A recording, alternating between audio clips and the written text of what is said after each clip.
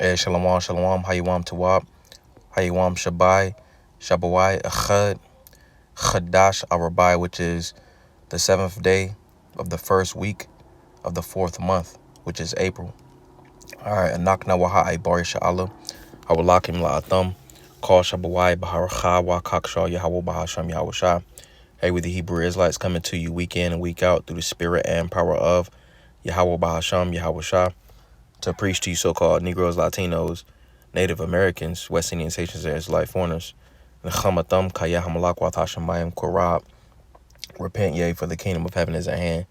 Call like La, Yahweh, Bahasham, Yahweh, Bahasham Racha Kodash, Wamashana, Kabadim Zuquim Nawa, Wa Malakim Sharish Lazuquim Racha Wall, Wahasa, Washalom, Wabarakim, Lahabachim Shahagwa Shalom. All right, so all praise to the Most High Yahweh, which means He exists. Bahasham in the name Yahweh Shai delivers. Double honors to the elders and apostles of Israel, the elders and apostles of Great Millstone, mercy, peace, and blessings to the elect of the nation of Israel. Shalom, which means peace.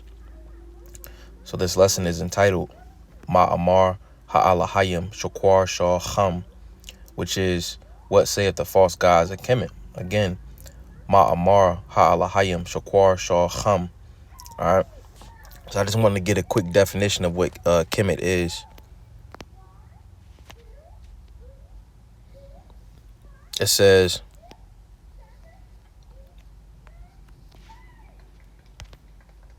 Salaki for the noise in the background, but I got a written definition. It says, they say because of the rich soil, which rich soil is dark. You know, when you look at like rich soil, it'll be super dark. You know, I'm gonna read this real fast. It says the Egyptians called their country Kemet, literally the black land. Kem meant black in ancient Egyptian. The name derived from the color of the rich soil. The name derived from the color of the rich and fertile black soil, which was due to the annually occurring now in an inundation, however you say that. You know, which that is true, but more specifically, I want to get into why they would use the name, where the name Kemet comes from. All right. Mayan Hasham Matazaryam. All right, so it comes from Mayan, from Hasham, the name Matazaryam. It comes from the name that Egypt, Matazaryam, Egypt was called at one point. All right, because previously Kaya Matazaryam, for Egypt, all right, Egypt was a son of Ham, which in Hebrew is Cham.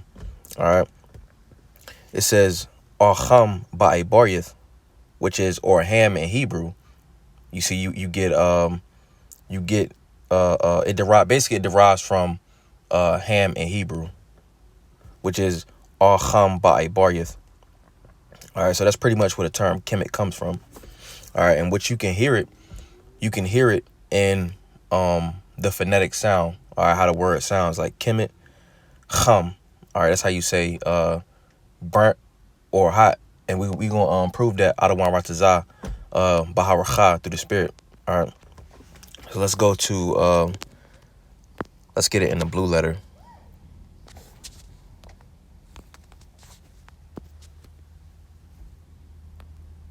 And then going back to what that article said, or that Google search said. So look, that Google search said that's how you say it in ancient Egyptian, you know, but as we know, all languages come from Hebrew. All right, and we're gonna prove that point as well out of Ratazah. So let's get this real fast.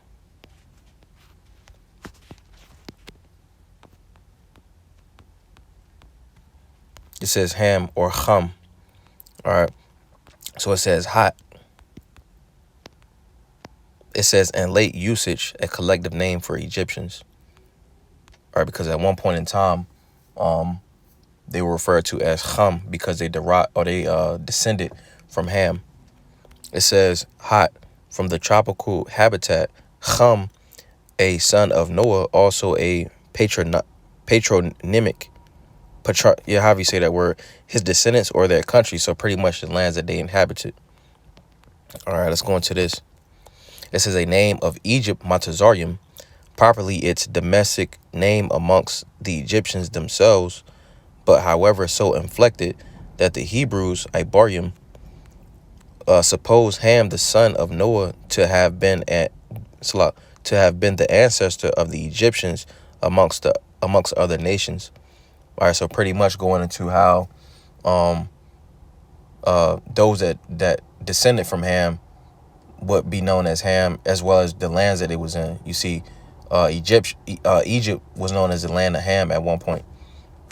It says, this of course was the simple fact, if we are to believe what the Most High has revealed. And to give some scriptures, it says, the name of Egypt in the more recent Coptic tongue is written in the Sahidic dialect, words which signify blackness and heat. Plutarch observed day inside, I'm going to skip down. It says, and which signifies black, hot, or heat, which kham means warm or hot. In the hieroglyphic language, it is written with the two letters K and M. Egypt is so named likewise in the Rosetta inscription, in which this word occurs more than 10 times. All right, so pretty much that K and the M and the word Kemet comes from kham, all right, which essentially means hot. All right, and I'm gonna get another one. We can go to Genesis, Barashith, chapter 10 and verse 6. It says, and the sons of Ham, Cham, Cush, and Matazaryam, and Phut, and Canaan. All right, which if I'm not mistaken, that Cush is Kawash. Yeah, Kawash. Kawash, wa Matazaryam, Pawat, Canaan. Banyam, Shaw, Cham, sons of Ham. All right, and the sons of Ham, Cush, and Mizraim, and Phut, and Canaan.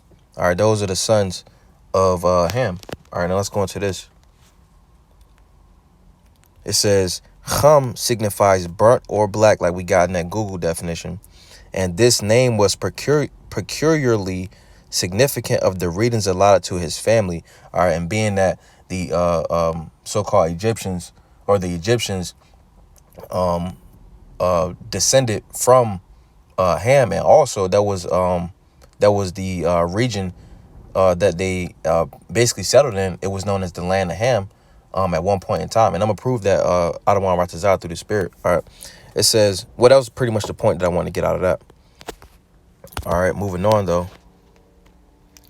Let's go to Genesis, Barashith, chapter 11, because it said in the Egyptian language, it was known as Kemet. But we know that the K and the M came from Cham. All right, the phonetic sound came from Cham, which means hot or burnt. All right. So it says, this is Barashith chapter 11 and verse 1. It says, and the whole earth was of one language and of one speech. And what was that speech? It was Ibarith. All right, you see. So pretty much why I wanted to bring that out is because a lot of times the argument is that all these like the Epic of Gilgamesh, Kemet, Egyptology, they always try to say, hey, you know, we had the first book, you know, when all in all that doesn't really that's a irrelevant argument, you see. But I'm gonna keep going. It says, and the whole earth was of one speech, of one language and of one speech. And it came to pass as they journeyed from the east, that they found a plain in the land of Shinar, and they dwelt there. And they said one to another, go to, let us make brick and burn them thoroughly. And they had brick for stone, and slime had they for mortar. And they said, go to, let us build us a city and a tower whose top may reach into Hashemayim, heaven, and let us make us a name, lest we be scattered abroad upon the face of the whole earth. And the Lord came down to see the city and the tower which the children of men builded. And the Lord said, behold, the people is one, and they have all one language, and this they begin to do. Now nothing will be ruled. will be restrained from them, which they have imagined to do. Go to, let us go down, and there confound their language, that they may not understand one another's speech. So the Lord scattered them abroad from thence upon the face of all the earth, and they left off to build the city. Therefore the name of it called Babal, because the Lord did there confound the language of all the earth, and from thence did the Lord scatter them abroad upon the face of the earth. All right, and this happened around Peleg's time. All right, but the point I want to get from this was that language was Ibarioth, Hebrew. All right, so that cuts the whole, the Egyptians was the first people, this and that, But I also wanted to get Yeshaya, also Isaiah chapter 34 and verse 16. All right, because one could say, hey, this book was written first or that book was written first, but that's irrelevant, all right? Because before all of that, we had the oral law, all right? And on top of that, the scriptures is the only book that goes into prophecy, you see, because going back to the original question, Ma'amar ha'alahayim shakwar shah chum. All right, what saith the false gods of Kemet? You see, what saith the false gods of Ham? This is Yeshaya chapter 34 and verse 16. It says, seek ye out of the book of the Lord and read. No one of these shall fail. None shall want her mate. For my mouth it hath commanded, and his spirit it hath gathered them. So what is the Bible doesn't have a mate. All right, the Bible stands alone. That's why the Bible is the most bought book when things start to pop off, because it's a book of prophecy. What other book goes into prophecy? None of them. You see, what do these different gods have to say in this time? Nothing. Let's get that. This is Habakkuk, also Habakkuk, chapter 2 and verse. We're gonna start at verse 18. It says, what profiteth the graven image, that the maker thereof have graven it, the molten image and the teacher of lies, that the maker of his work trusted therein, to make dumb idols. And that word dumb goes into silent. All right, can't speak. They're not saying anything. All right, the gods of Kemet, they ain't saying nothing right now. They ain't saying nothing about the MOTB. You see, they ain't saying nothing about the dollar collapsing. What do they have to say? All right, and if they do got something to say, they got it from the scriptures. All right, it says, woe unto him that saith to the wood, awake, Christianity, to the dumb stone, all right, going into Islam, arise, it shall teach. Behold, it is laid over with gold and silver, and there is no breath at all in the midst of it. There's no understanding in these different philosophies, man. You see, it says, behold, it is laid over with gold and silver. It's made to look good, but you see, but all in all, it don't really amount to shit. You see these different idols and this idolatry and stuff like that, these different philosophies. All right, let's keep going. Let's get I want to prove the fact that Kemet or Chum, Kemet derives from Chum. All right, and Chum, Ham, was also that was a name that Egypt was called. The land of Ham, Egypt was referred to as that previously. So let's get that. This is the Halhim, chapter 78 and verse 51. It says, I'm gonna start from let's get verse 51. It's a lot. It says, and smote all the firstborn in Egypt, the chief of their strength in the tabernacles of Ham. All right, this is talking about the time where the Lord did the deliverance in Egypt. All right, when the Lord delivered us out of the land of Egypt.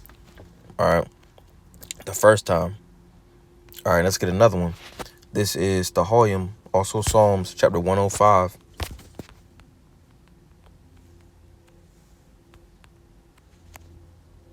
Chapter 105, and we're going to start at verse 23. It says, Yasha'Allah also came into Matazaryam, and Yaquab sojourned in the land of Ham. All right, Ha'aratazah Shah Cham, the land of Ham. All right, and he increased his people greatly and made them stronger than their enemies. He turned their heart to hate his people, to deal subtly with his servants. he sent Mashah his servant, and Aaron whom he had chosen. They shewed his signs among them, and wonders in the land of Ham. All right. In that land of Ham, again going into Egypt, you see, but where was it? Where were where were the works and stuff done at? They were done in the land of Egypt, you see, because at one point, like we got, Egypt was known as the land of Ham. Ha'aratazah. All right, moving on. We can get Shamwath, Exodus.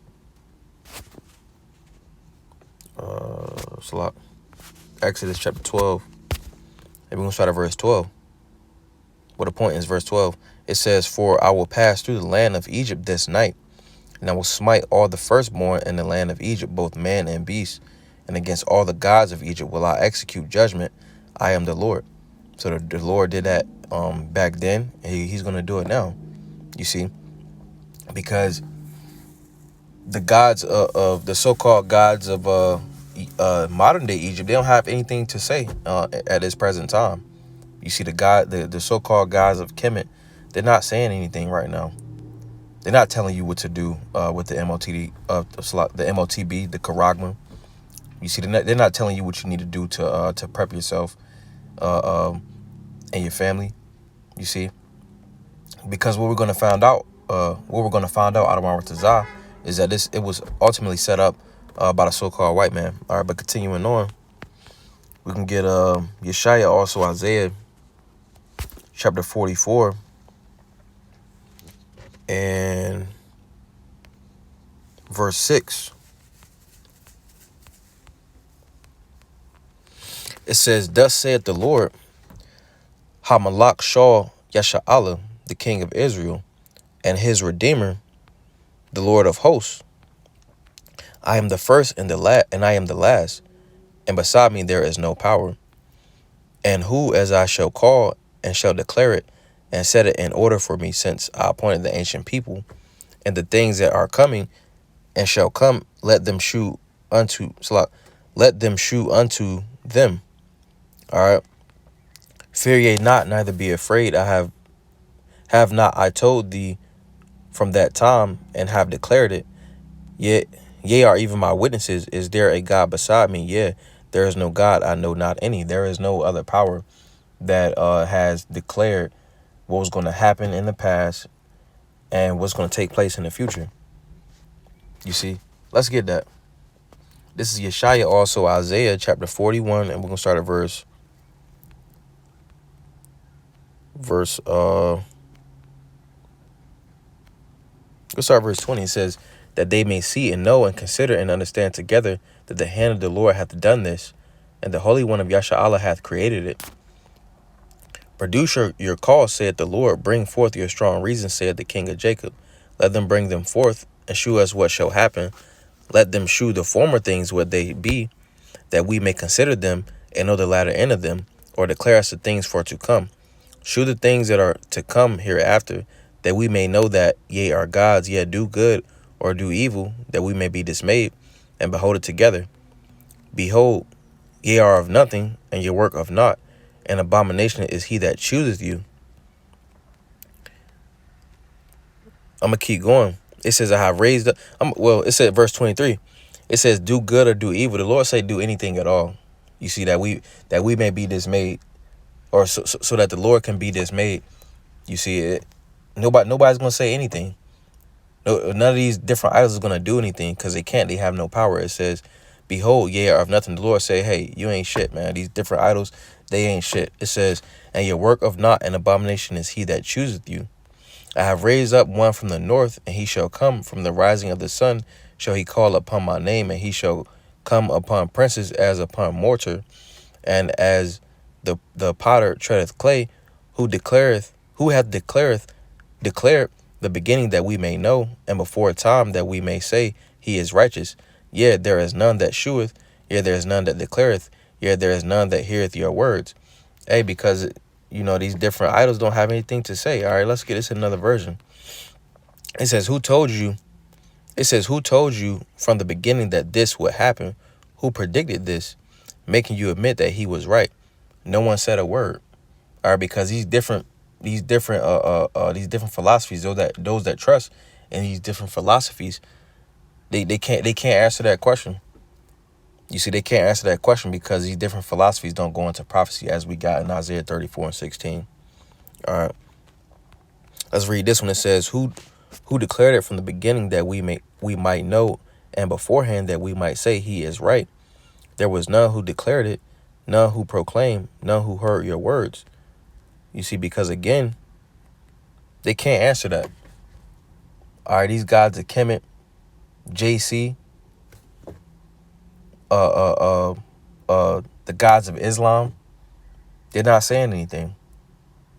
All right, and their followers can't say anything. Who can say, hey, oh, this book goes into prophecy? All right, and if they do go into it, they stole it from the scriptures. But ultimately, where did it come from? The scriptures. All right.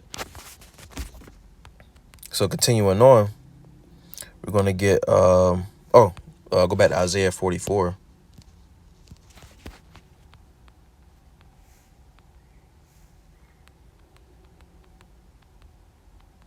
We were at verse 9. It says, they that make a graven image, all of them are all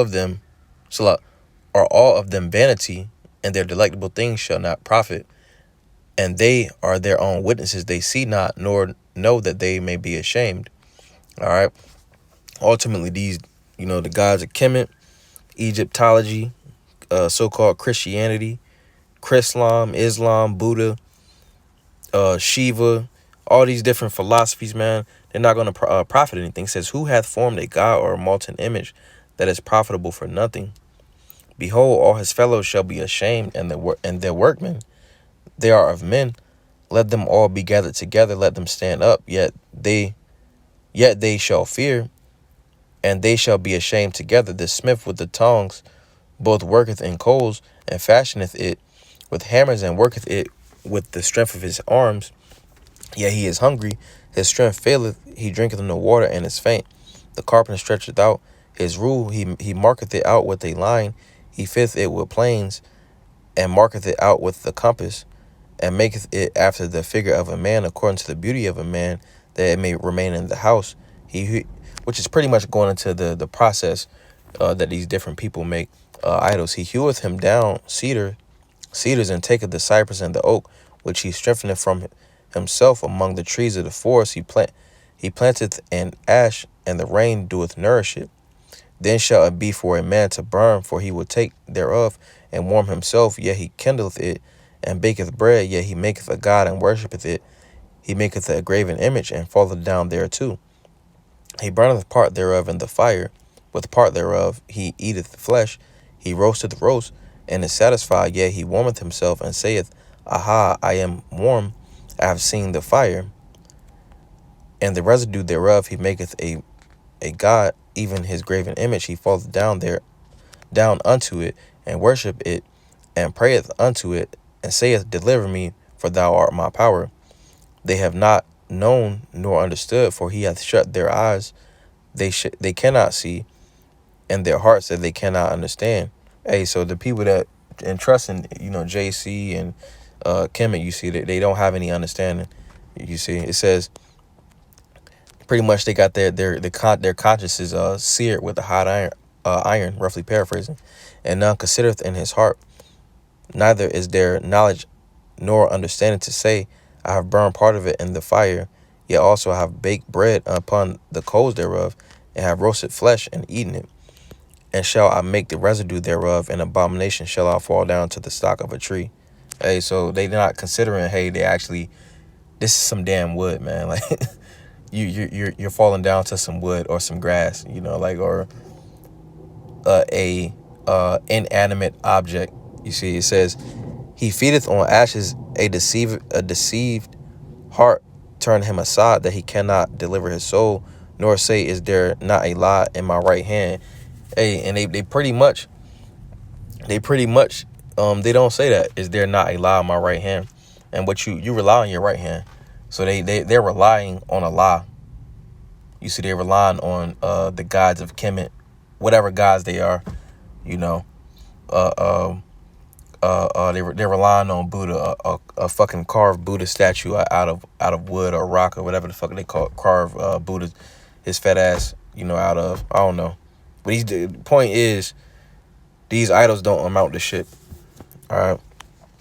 Let's actually get some information on what this goes into. It says Kemetism, both from Egyptian KMT, which we know that in the blue letter it comes from K and M, which they got from Chum. It says usually vowed Kemet, the native name of ancient Egypt, Matazaryam, which they called it Chum. So eat the meat, spit out the bones. It says also sometimes referred to as Netercism from NTR, Coptic deity. Kemetic paganism is a neo-pagan religion, and you get neo, which means new, and pagan goes into, like idols, religion, and revival of ancient Egyptian religion and related expressions of religion in classical and late antiquity. Emerging during the 1970s, a Kemetic or Kemetic pagan is one who follows Kemeticism.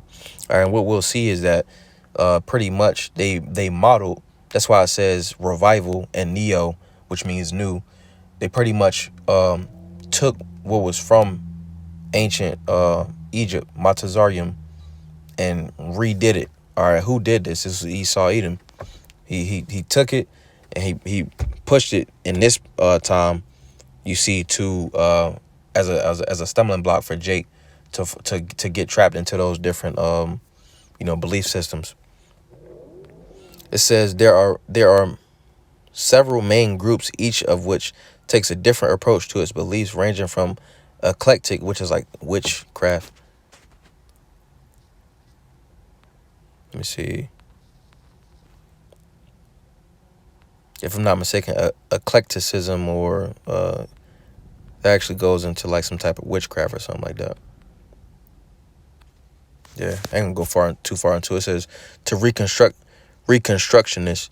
However, all these can be identified as belonging to three strains, including reconstructed Kemeticism, adopting a philological and scholarly approach, a syncretic, however you say that, approach, and more novel synthesis tending toward monotheism, Kemetic orthodoxy. All right, and where did they get monotheism from? They get that from the scriptures. All right, Kemeticism, which it comes from KM, Chum. All right, I'm gonna skip down some. Relationship to tradition, because again it was repackaged. It says Kemeticism, in terms of its subject matter, a modern reflection of ancient Egyptian religion, you see, which was a supporting element of the entire ancient Egyptian culture. Reflection on ancient Egypt, however, has a very long tradition. Its roots can be safely traced back to the Hellenistic period. All right, and during that time, Hellenists, you see, that was going into Jake, that was forced to take on the different customs outside of the truth. All right, that was where pretty much we was Hellenized. It says since when it has continuously developed in many streams, see Hermeticism until the present day, it cannot be overlooked that it did not escape early and medieval so-called Christianity, whether it takes the form of radical rejection, extra biblical legends of the state of JC in Egypt, the recognition of the authority of Hermes T by the church fathers, medieval philosophers, or the adaptation of myths associated with the goddess, so-called goddess Isis. Pretty much it all goes into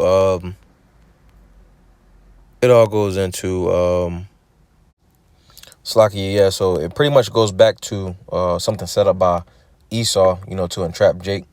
You see, but Adawar Matazaryam Zabanayapa, Lord's will, that was a beautiful edification through the spirit. And Lord's will, I'll come back with a part 2. Call like Mla, Yahweh Bahasham, Yahweh Shah Bahasham Chakodash. A double honor to the elders and apostles of great millstone that told me the truth and rule well. And much respect to you brothers out there pushing the truth with all righteousness and sincerity. Shalom, shalom. How you want to walk? Shalom.